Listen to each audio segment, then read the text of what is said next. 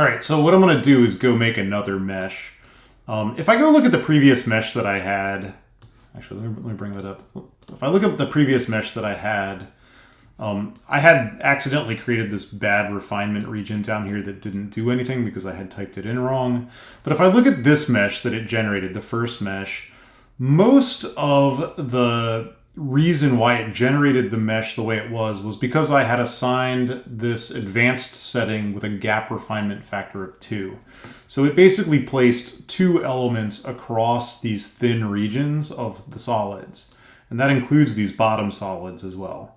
So if I want to create a finer mesh, one thing I can do, I could actually slide this fineness feature over, but since I don't really know what that's going to do, I don't really have a lot of control of how SimScale interprets that. What I'm going to do instead is actually change my gap refinement factor.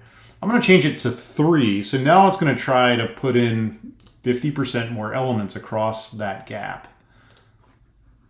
Oh, I'm sorry. I don't want to do that on that mesh. That would be a mistake. I want to do it on a new mesh. So what I'm going to do is I'm going to go to, you can create it here. I'll just create a new mesh. I'll call that mesh 3. Well, I'll change it. So this will be my 3 gap coarseness, or whatever you want to call it. It really doesn't matter. This is just going to be a new mesh where I do everything the same except for, so let me change this. If I remember correctly, we were using a 100 micron gap suppression.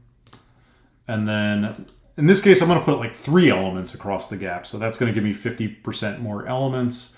And that's the only thing I'm going to do. And then I'm just going to generate. While I'm at it, and while I'm waiting for that, I might as well do it for 4.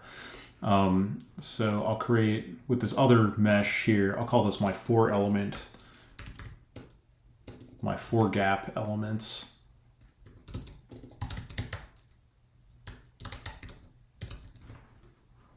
And I'll do the same thing here. By the way, if you copy the mesh, you won't have to like retype this in every time. I just am not doing things super efficiently right now. So this is my 100 micron minimum feature size. Oops. Micron minimum feature size. And then this one will have, let's say, 4 elements across the gap. Let's see how it's doing. Okay, I'm going to pause this until it finishes generating those meshes. All right, while I'm waiting for those other meshes to finish, I actually created a separate type of mesh where instead I selected a fineness of 7.5. So this is just me using the slider bar to create a new mesh. And like what you'll notice is like, this is why I didn't do that in the first place, is that it actually really didn't change much because it's still only putting 2 elements across this mesh. And like maybe it's a little finer in these regions, but it's really not substantially changing the characters of the mesh in a way that I can control. So sometimes it's better to sort of, instead of using this slider bar, just like take control of like how exactly it creates the fineness levels itself, because otherwise it can be difficult to figure out like what it's actually doing. Okay, well, while I was sitting here talking, it looks like it finished one of the other ones. So this is my 4 element gap, or I set the gap size to 4 elements. And now you can see what it did, right? So now it's put at least 4 elements across this gap. It actually looks like it's closer to 1, 2, 3, 4, 5 or something like that. It's hard to tell when it's tetrahedrons, but there's definitely a lot more elements. So now you can see clearly 1, 2, 3, 4 layers of elements across that gap. So this is a much finer mesh here. And then I created one that was like 3 elements across the gap. This one actually looks like 4 elements across the gap. But anyway, it looks a little coarser than the other. And when I look down here, this one also kind of looks like a squished 4. So this one, so the 3 gap and the 4 gap actually look pretty similar. So remember that you're basically specifying the minimums, and the mesher does basically whatever it wants to do.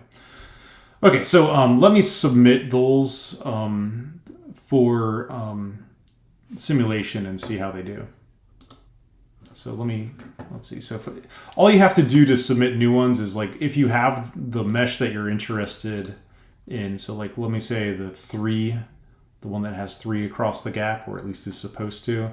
If I take that, have it selected, and then click plus on the simulation run, it'll create a new simulation using that mesh. So this is my 3 gap, or my 3 element gap run. And then while that's setting up, I'll grab the other mesh and submit that one too.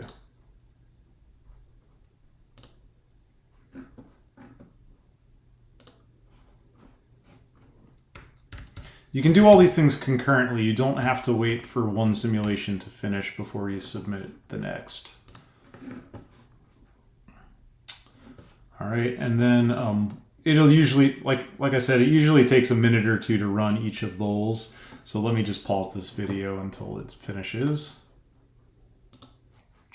All right, it looks like my 3 element simulation completed in about 2 minutes. So let's take a look at the results. The main thing, I've already seen what the temperature distribution looks like from the first simulation. I'm not expecting anything qualitatively will have changed.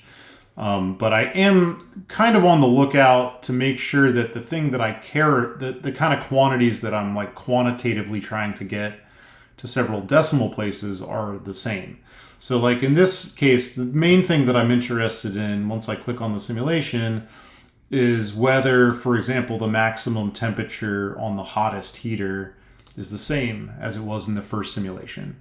So like in this simulation with, 50% more elements across the fins, which means a lot more elements overall, I'm finding that the maximum temperature is 410.85 Kelvin, which if I compare that with our first simulation with less number of elements, that number was 410.37. So that means that the maximum temperature is probably accurate to within at least about 0.5 out of 410.8.